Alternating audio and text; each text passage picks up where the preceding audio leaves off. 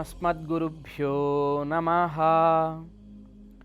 काश्यपान्वयसञ्जातं नारायणपदाश्रितं श्रीमन्नारायणं वन्दे यतीश्वरश्रियाजुषम्। स्वच्छोर्ध्वपुण्ड्रविलसत्कमनीयफालं प्रज्ञासमञ्चितमृदुस्मितवक्त्रलीलं काषायदण्डपरिमण्डितभव्यकायं श्रीजीयराख्ययतिशेखरमानतोऽस्मि। आपदामपहर्तारं दातारं सर्वसम्पदां लोकाभिरामं श्रीरामं भूयो भूयो नमाम्यहम्। मनोजवं मारुततुल्यवेगं जितेन्द्रियं बुद्धिमतां वरिष्ठं वातात्मजं वानरयूथमुख्यं శ్రీరామదూతం శిరసా నమామి. హనుమంతుణ్ణి చూస్తూ మనం జీవితం సాగించాలి. మనం రోజు ఇంట్లో అద్దం చూస్తాం కదా, అద్దం చూస్తే మన ముఖం ఎలా ఉందో చూపిస్తుంది. తిరిగి మనం అనుకున్నట్టుగా మార్చుకోవాలనుకుంటే అద్దం సహకరిస్తుంది. అదే హనుమంతుడిని కనుక మనం చూడగలిగితే, ఒకసారి హనుమంతుడి చరిత్రని, హనుమద్ వైభవాన్ని శ్రవణం చేస్తే ఏమొస్తుంది? పెద్దలు చెబుతారు, బుద్ధిర్బలం యశోధైర్యం నిర్భయత్వమరోగత అజాడ్యం వాక్పటుత్వంచ హనుమత్ స్మరణాత్ భవేత్ అని చెబుతారు అన్నమాట. మంచి అద్భుతమైన బుద్ధి అంటారు. మన మనస్సు ఒక 3 దశల్లో ఉంటుందంటారు. ఇటు అటు వ్యావరీగా ఉంటుంది మనసు. అది చేయాలా, ఇది చేయాలా, అట ఇట, ఇలా ఏ డెసిషన్ తీసుకోలేకుండా ఎప్పుడు దీపం గాలికి ఎలా రెపరెపలాడుతూ ఉంటుందో మన మనస్సు కూడా అటు ఇటు సంచలిస్తూ ఉంటుందో ఆ సమయంలో దీనికి అహం ఏదో మనస్సు అని పేరు పెట్టారు. ఇది చెలిస్తూ ఉంటుంది కదా. ఈ చెలించే ఈ మనసు చెడు పనులు చేయటంలో మంచి పట్టుదల కలిగి ఉంటుంది. ఒక్కొక్కసారి అనుకున్న పని ఏదైనా సరే అది చెడుని తన గొప్పతనాన్ని చాటుకోవడానికి చేద్దాం అనుకున్నప్పుడు దానికి అహం అని పేరు పెట్టారు. లేదు కొంచెం మంచి పనులని గుర్తించి నేను చేస్తాను అనుకుంటే దానికి మనస్సు అని పేరు పెట్టారు. లేదు ఎన్ని ఆటంకాలు వచ్చినా సరే మంచి మాత్రమే చేస్తాను అనేటువంటి దృఢత్వం అది కలిగి ఉంటే దానికి బుద్ధి అని పేరు. ఆంజనేయుడిని కనుక ప్రార్థన చేస్తే, ఆయన తలుచుకుంటే అట్లాంటి బుద్ధి అంటే ఎప్పుడు ఎన్ని రకాల ఒడిదొడుకులు ఏర్పడ్డా, ఎన్ని ఆటంకాలు ఏర్పడ్డా తొట్రుపాటు లేకుండా అనుకున్న మంచిని చేసి తీరటంలో స్థిరమైన దృఢమైన అధ్యవసాయము నిష్ఠ ఏర్పడుతుందో అట్లాంటి దాన్ని బుద్ధి అంటాం. హనుమంతుడిని స్మరిస్తే అది వస్తుంది మనందరికీ కూడా. బుద్ధిర్బలం, బలం అంటాడు.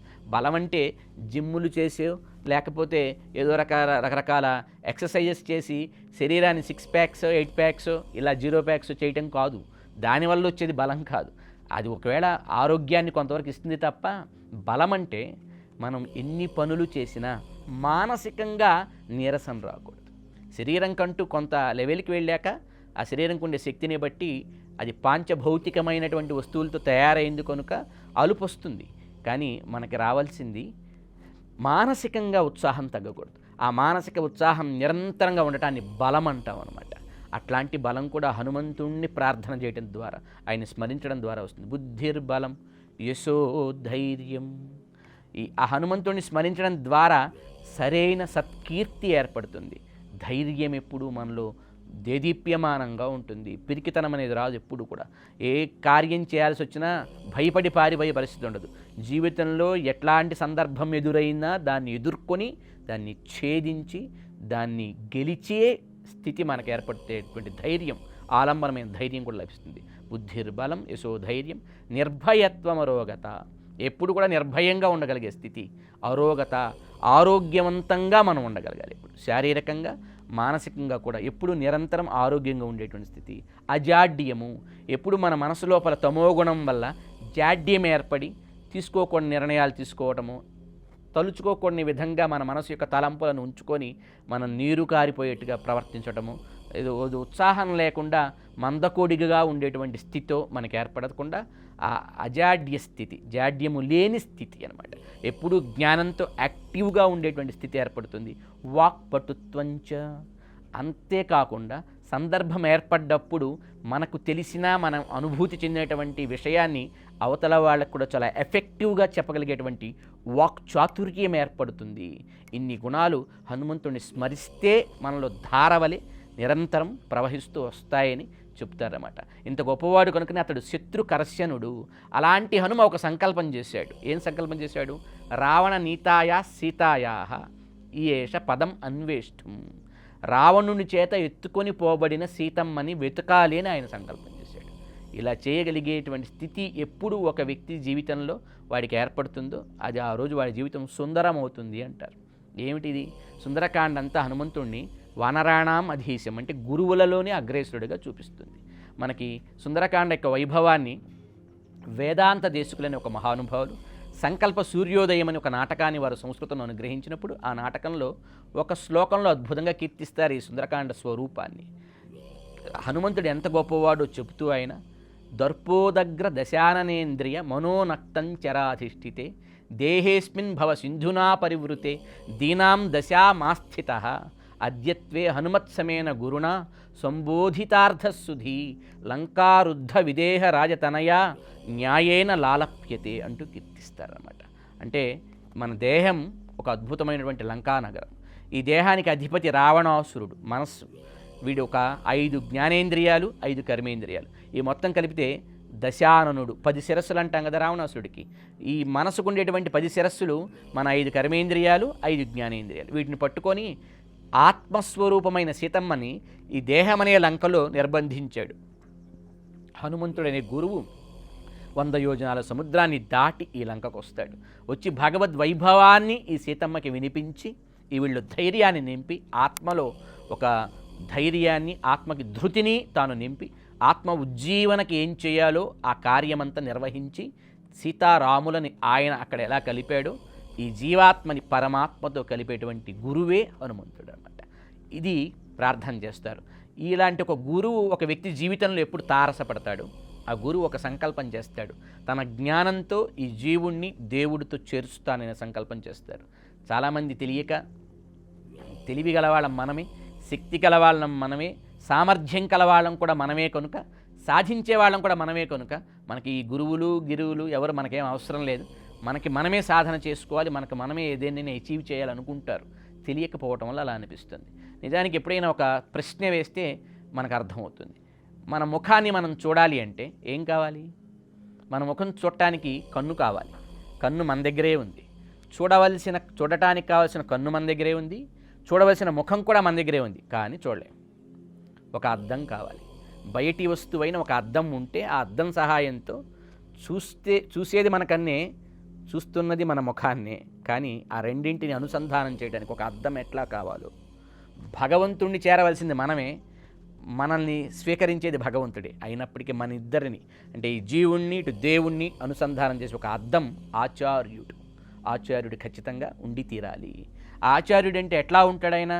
ఆచార్యుడంటే ఆచినోతి శాస్త్రార్థాన్ ఆచార్య స్థాపయతి స్వయమాచరతే యస్మాత్ తస్మాత్ ఆచార్య ఉచ్యతే అంటారన్నమాట. ఎవరైతే ముందు వేదములలో శాస్త్రములలో ఉన్నటువంటి ఆచారాలను తాను గ్రహించి ఆ తర్వాత తాను వాటిని ఆచరించి దాన్ని మన యందు స్థాపన చేసి మనల్ని కూడా అట్లాంటి ట్రైన్ చేస్తారు, అలాంటి వారిని ఆచార్యులు అంటారు. అట్లాంటి వాళ్ళ ఉత్తమోత్తముడు హనుమంతుడు అన్నమాట. ఈ హనుమంతుడు ఎవరి జీవితంలో తారసపడ్డాడు అంటే అట్లా ఒక సద్గురువు ఎప్పుడు తారసపడతాడు, ఆ సద్గురువు మనల్ని భగవంతునితో చేరుస్తానని ఒక సంకల్పం చేస్తారు. ఆ రోజు మన జీవితం సుందరంగా మారటానికి మొదటి రోజు. ఇది రామాయణం ప్రారంభంలో అక్కడ ప్రారంభమవుతుంది. ప్రారంభం అయిన తర్వాత హనుమంతుడు మొదటి సర్గలో ఒక 100 యోజనాల సముద్రం దాటి ఆవలి తీరానికి చేరతాడు. ఒక 200 శ్లోకాల్లో వాల్మీకి భగవానుడు అత్యంత వైభవంగా చెప్తాడనమాట. నిజానికి ఇందాక అనుకున్నాం కదా, మన ముఖాన్ని మనం ముస్తాబు చేసుకోవాలనుకుంటే ఇంట్లో ఖచ్చితంగా అద్దం ఎలా పెట్టుకుంటామో అద్దాన్ని మంగళకర వస్తువు అంటారు, లక్ష్మీ స్వరూపం అంటారండి. మనకి ఇంట్లో ఒక 8 రకాల మంగళకర వస్తువులు ఉండాలని అష్టమంగళములు అనే దాన్ని మనకి పంచరాత్రాది ఆగమాలు అద్భుతంగా కీర్తిస్తాయి. అది ఆలయాల్లో భగవంతుడి యొక్క సేవా కార్యక్రమాలు చేసేటప్పుడల్లా ఈ అష్టమంగళకర వస్తువులను కూడా స్వామి సన్నిధిలో ఉంచుతారు. ఇది మన గ్రహంలో ఉండేటువంటి కూడా ఉండవలసినటువంటి మంగళములలో అద్దం ఒకటి. అయితే అద్దం ఎలా అయితే మన భౌతిక స్వరూపాన్ని మాత్రమే చూపించగలుగుతుంది, కానీ లోపలుండే ఆత్మస్వరూపాన్ని మనకు చూపించి మన ఆత్మని మనం ఎట్లా ముస్తాబు చేసుకొని ఈ జీవితంలో ఎదురయ్యేటువంటి కష్ట నష్టాల నుంచి ఒడిదుడుకుల నుంచి ధైర్యంగా ఒక కవచాన్ని మనతో పెట్టుకొని ముందుకు సాగగలమో నేర్పించే అద్దం సుందరకాండ. ప్రతి ఒక్కరి గృహంలో సుందరకాండ ఉండి తీరాలి. సుందరకాండను రోజు కనీసం ఒక్క సర్గైనా, లేదు ఒక 10 శ్లోకాలైనా, కనీసం ఒక్క శ్లోకమైనా దాని అర్థమేమిటో చూస్తూ చదవగలిగితే, ఈ అలవాటు ఎవడి జీవితంలో చేసుకుంటాడో ఆ రోజు వాడి జీవితంలో ఒక సౌందర్యం ఏర్పడింది అని అర్థం అనమాట. వాడి జీవితం కూడా మనం మొట్టమొదట ప్రారంభంలో చెప్పుకున్నామే, చిన్నప్పుడు ఉండే అందం పోగొట్టుకొని రాక్షసత్వం వైపు మారలేన ఒక పాపం ఒక మోడల్ కథలా కాకుండా ఎప్పటికీ సౌందర్యంతో, ఎప్పటికీ ఆనందంతో సాగలిగేటువంటి స్థితి మనకు ఏర్పడాలి అంటే ఇంట్లో సుందరకాండ ఉండాలి. మన మనస్సులో, మన ఒంట్లో ఆ సుందరకాండ మారుమ్రోగుతూ ఉండాలి. దీనికి ఆలంబనగా మొదటి 200 శ్లోకాల్లో అద్భుతంగా ఏంటి మనం నేర్చుకోవాలో చెప్తాడు వాల్మీకి భగవానుడు. హనుమంతుడు సుందరకాండలో సముద్రాన్ని ఎదురుగా చూశాడు, 100 యోజనాల సముద్రాన్ని. చాలామంది వానరులు చూశారు, కొందరు అన్నారు అంత సముద్రం చూసి భయపడిపోయారు, మేము 10 యోజనాలు దాటగలమన్నారు కొందరు లేదు నేను 20, కొందరు 50, 60, 70. ఒకరైతే ఒకరు అవతలికి వెళ్ళగలను కానీ తిరిగి మళ్ళీ వెనక్కి రాగలను లేదు, ఇలా చెప్పారంత. కానీ ఒక హనుమ మాత్రమే 100 యోజనాల సముద్రాన్ని చూసి ఈ 100 యోజనాలు ఏంటి, ఇట్లాంటివి ఇంకొన్ని వందలు, 1000 వచ్చినా నేను దాటగలను అనుకున్నాడు. ధైర్యంతో ముందుకు సాగాడు. ఇది మొదటి గుణం. ఎన్ని కష్టాలు వచ్చినా ఎప్పుడూ మనం ఈ దేహంలోంచి బయటికి వెళ్ళాలి అనే ప్రయత్నం మనం చేయకూడదు. ఏదో ఒక రోజు టైం వచ్చినప్పుడు మనం ఉందామన్నా ఉండలేం, అప్పుడు తీసుకువెళ్ళేది ఏదో అది తీసుకెళ్ళిపోతుంది. అప్పటిదాకా ఎన్ని ఇబ్బందులు, ఎన్ని ఆటంకాలు, ఎన్ని కష్టాలు వచ్చినా ఈ దేహం నుంచి బయటికి వెళ్లకుండా ఉండగలిగి ఈ సమాజాన్ని, ఈ జీవితాన్ని ఎదుర్కోవాలి. For more videos like this, subscribe Big TV channel.